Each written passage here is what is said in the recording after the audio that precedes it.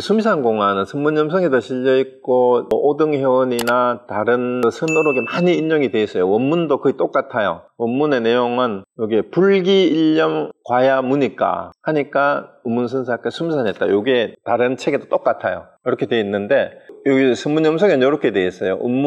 운문인승문? 요건 어떻게 해석해야 되냐면 운문스님께서 한 승려가 물었기 때문에 다음과 같이 물었기 때문에 사운 이렇게 대답했다. 이렇게 해석해야 돼요. 어쨌든 운문스님께 학인이 묻기를 한 생각도 일으키지 않으면 허물이 있습니까 없습니까? 이 허물 가짜예요. 이러니까 스님께서 수미산 만나다 이렇게 한 거예요. 그래서 이 화두는 어떻게 창구를 해야 되느냐, 어떻게 화두를 드려야 되느냐. 도대체가 한 생각도 이렇게 않으면 허물이 있습니까 없습니까 했는데 운문스님은 왜 수미산만큼 그 허물이 크다라고 하셨나, 이렇게 그 이유를 찾으면 되는 겁니다. 그런데 해암스님은 거의 90% 답을 가르쳐주는 힌트를 주시면서 법문을 이렇게 하셨어요. 이게 원문에 없는 건데 해암스님이 지어낸 거예요. 운문스님께서 생각이 일어날 때 제가 일어난다. 이게 실제 원문에 이게 없는데 해암스님 법문을 이렇게 하셨어요. 그래서 학인이 여쭙기를 하고 이제 원문에 나오는 걸 그대로 가지고 왔어요. 생각이 일어날 때 제가 일어난다면 생각이 일어나지 않을 때는 어떻습니까? 이렇게 번역을 이렇게 하셨어요. 해암스님 해석을. 근데 이 허물가짜를 제로 번역을 했죠. 그 뉘앙스가 조금 다를 수도 있는데 원문이 허물이에요. 그러니까 운문스님께서 제가 수미산같이 크다고 하셨다. 그러고 이렇게 하두를 들어라 하고 질문을 이렇게 주셨어요. 생각이 일어날 때 제가 일어나면 생각이 일어나지 않을 때에는 제가 없어야 할 터인데 어째서 제가 수미산같이 크다고 하셨나. 저는 해암스님이 이 수미산 이 공안의 원문을 이런 식으로 풀어서 해암스님 나름대로 재해석을 해서 이렇게 질문을 해서 화두를 들게 한 것이야말로 정말로 누구도 초등학교 1학년 수준의 독해력만 있으면은 요 말만 이해만 할 수만 있으면, 요 문장을 이해만 할 수 있으면 누구나 가나선을 할 수 있도록 이렇게 해설을 해 놓은 거예요.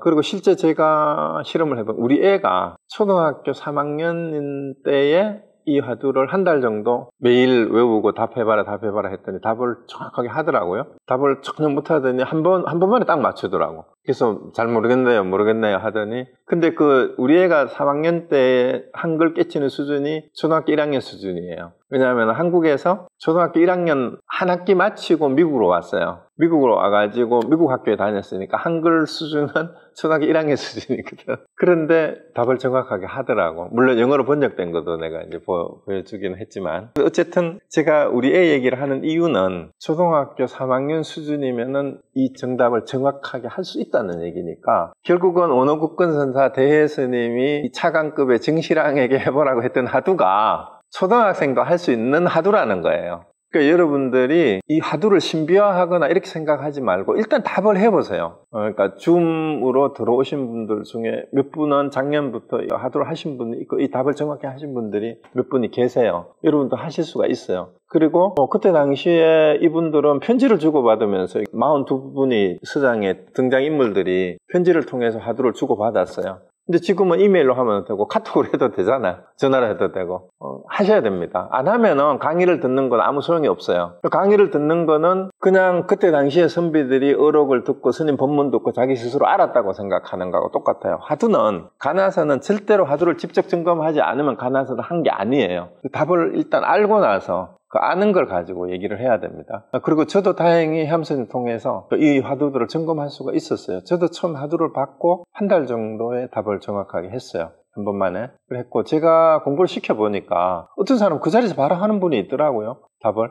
여러분 중에도 지금 답이 생각나는 분이 있을 것 같은데, 답이 생각났으면 다른 분이 들으면 안 되니까 여기서 말하지 마시고 카톡이나 이메일로 답을 해오시면 제가 확인을 해드리겠습니다. 그리고 방아착 화두는 그 밑에 있는 내용 그대로예요. 이게 이제 조주스님, 엄량견자의 조주스님 제자입니다. 한 물건도 가져오지 않았을 때는 어떻습니까? 하니까 바로 유명한 방아착이라고 했어요. 방아착이 내려놔라 이런 뜻이에요. 그리고 방아착하라 자꾸 그러는데 그냥 우리 마음을 내려놔야 된다 이런 식으로 자꾸 본문을 많이 하시죠. 그런데 그 내려놓아라 하는 뜻이 뭔지 여기서 정확하게 나옵니다. 그러니까 전자가 아니 한 물건도 가져오지 않았는데 무엇을 내려놓으란 말입니까? 하니까 스님이 그럼 짊어지고 가거라 하는 이 말 끝에 엄량전자가 크게 깨달았다라고 기록이 되어 있어요. 그러면 여기는 질문을 이렇게 해암스님이 이렇게 시켰어요. 한 물건도 가져오지 않았는데 내려놓으라 한 뜻이 뭐냐? 이것을 아시면 되는데 이 둘 중에 하나 어느 것을 알아도 답이 저절로 나옵니다. 수미산을 먼저 해도 방아착 답이 나오고 방아착을 먼저 해도 수미산. 그래서 둘이 똑같은 거니까 같이 참고해라라고 얘기해요. 그리고 하나를 하면은 그 다음에 또 이거를 또 확인을 할 겁니다. 아마 누구든지 관하선을 제대로 했는 분이라면은 수미산 대답을 하면은 방아착도 대답해봐라 할 거예요. 자, 어쨌든 요 두 개 하도록 요거는 따로 별도로 메모를 해서 가지고 다니시면서 보던 거 완전히 외우세요.